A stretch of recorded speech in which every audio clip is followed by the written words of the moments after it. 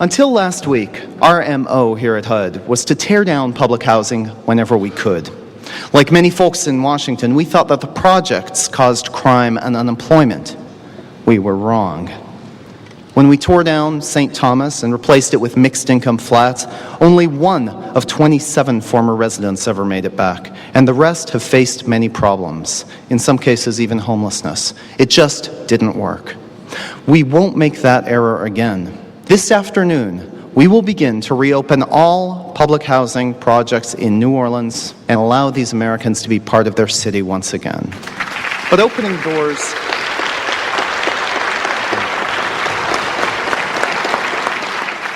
doors won't be enough. As you know, the main reason New Orleans was so vulnerable to Katrina was the destruction of the wetlands.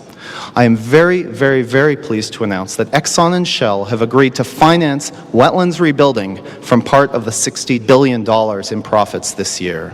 As J. Stephen Simon, Exxon Vice President, writes, ExxonMobil is earmarking $8.6 billion from revenues our company has made in this region so as to assure that ExxonMobil never again has a hand in destroying a large American city. Ladies and gentlemen, we will rebuild not just New Orleans, we will rebuild the American dream. Please come join us at the Lafitte Housing Complex for a ribbon-cutting ceremony immediately after the plenary session. This is what we're all here for, so let's make it happen. Let's bring New Orleans back. I thought it was very uplifting. This has been a big problem. A lot of people want to come home and they have been unable to do so. So I thought it was a very positive message. Well, very encouraging. And what's really encouraging in particular is not only getting people back home and helping them rebuild, but the recognition that we have to deal with Mother Nature and that Exxon is going to make some significant contribution to restore wetlands. It's very encouraging. This was encouraging. When the contractors heard that the government was going to do the right thing, even though it might cost them some business, they cheered. Friedman was wrong. Greed alone didn't rule the world. Hi, what's CBS Radio, WWL? Mind if I talk to you over here? Absolutely. Do you have a card? Okay, thank you. And this time, we'd gotten away with it. All right, thanks. Bye-bye. Or so we thought. The city and the state both say they've not heard anything about this. This announcement comes as a surprise to the governor's office and the mayor's office. Why would HUD do this without consulting the city and the state? Well, we haven't done this without consulting with them. You have no cards. You say you're new to the agency? I have a card, but it's back at the office. I'll get it to you. Where's your PR team? I'm right here. Hi. There. Hi, you're with HUD? Yes, I am. Do you have a card? There's an entire HUD housing project there left unfinished. Yeah. There are some saying that this is a farce, that you're not truly with HUD, and that this is not an actual announcement. Well, they can say whatever they want. Who are these people? Where is your office? In Washington. Where in Washington? He just joined the agency from France. He's From France.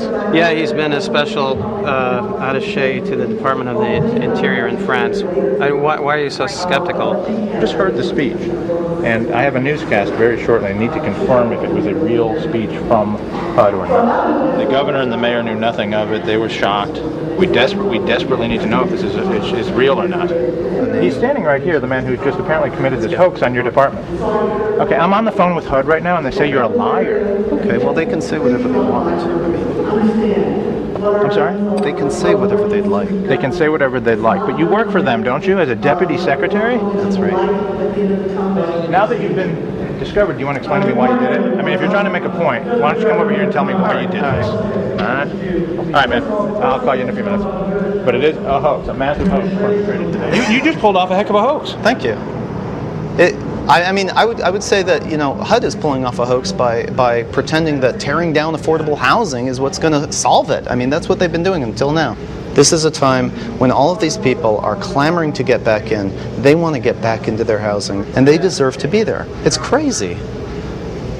And worth lying to absolutely. all these people. Absolutely. Actually telling the truth. This is actually truth-telling where normally there would only be lies. Thank you.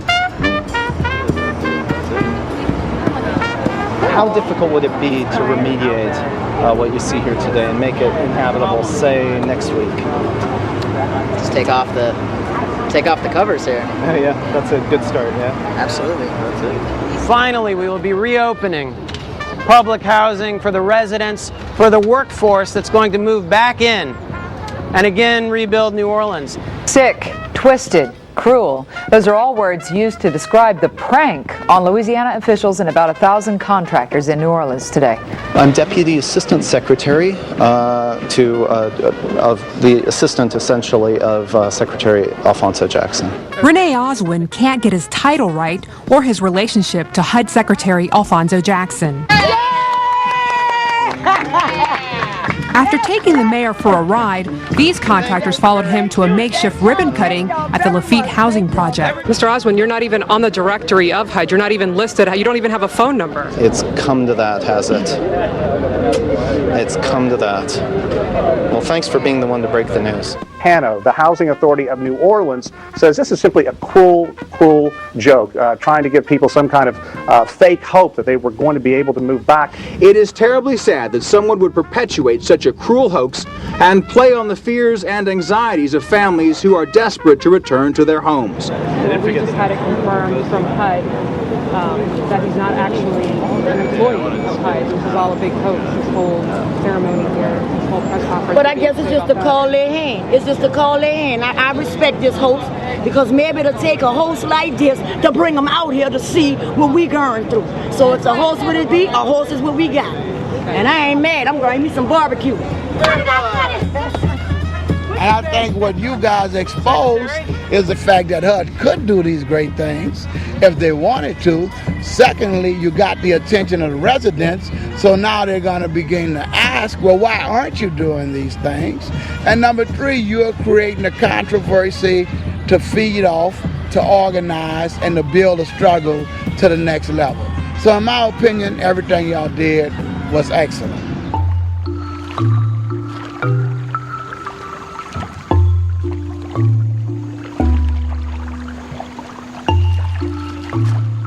It had all been worthwhile. We were on top of the world. But then, reality began to sink in.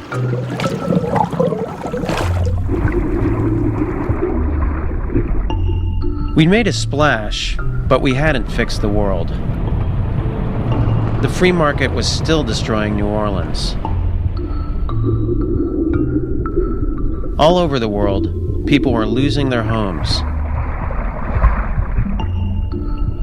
Climate change kept getting worse. And in Bhopal, people continued to suffer.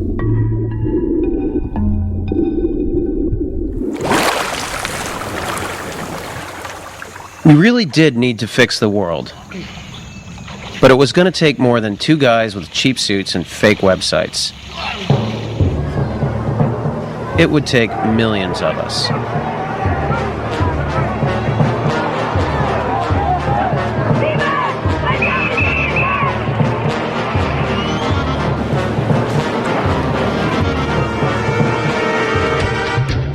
But even as old regimes were swept away, we knew that real change wouldn't come easy. After all, the free market cult was still here. Wealth, money, privatization, wealth, money, free markets, privatization, ownership, a great deal of money. Now, we can afford that. Remember these guys? They're not going away. And neither would we.